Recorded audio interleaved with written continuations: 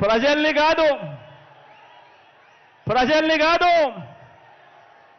పార్టీలను పిలుస్తా ఉన్నాడు, దత్తపుత్రుడిని పిలుస్తా ఉన్నాడు. నేనిచ్చే ప్యాకేజీ కోసం రా కదలి రా అని చెప్పి దత్తపుత్రుడిని పిలుస్తా ఉన్నాడు.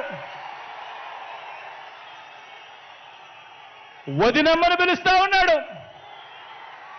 కమలం పార్టీలో చేరి అక్కడ నా మనిషిగా రా కదలి రా అని చెప్పి వాళ్ళ వదినమ్మను పిలుస్తా ఉన్నాడు.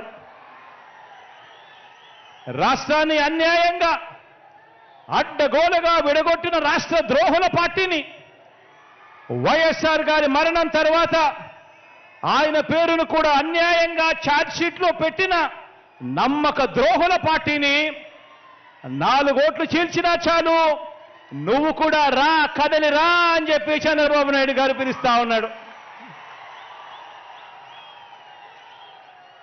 అసలు బాబుకి దత్తపుత్రుడికి వదినమ్మకు చంద్రబాబు బ్యాచ్కి ఈ స్టేట్కి వారికి సంబంధమే లేదు. ఈ రాష్ట్రానికి వారికి సంబంధమే లేదు. ఏ ఒక్కరూ మన రాష్ట్రంలో ఉండరు.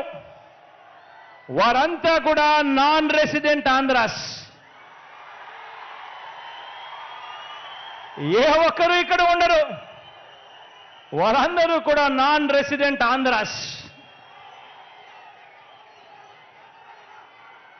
వారికి ఏనాడైనా ఎప్పుడైనా కూడా ప్రజలు ఎప్పుడు గుర్తుకొస్తారు అని అంటే ఆ ప్రజలతో వారికి పనిబడినప్పుడు మాత్రమే ఈ రాష్ట్రమైనా గుర్తుకొస్తుంది, ఈ రాష్ట్రంలో ఉన్న ప్రజలైనా వాళ్లకు గుర్తుకొస్తారు.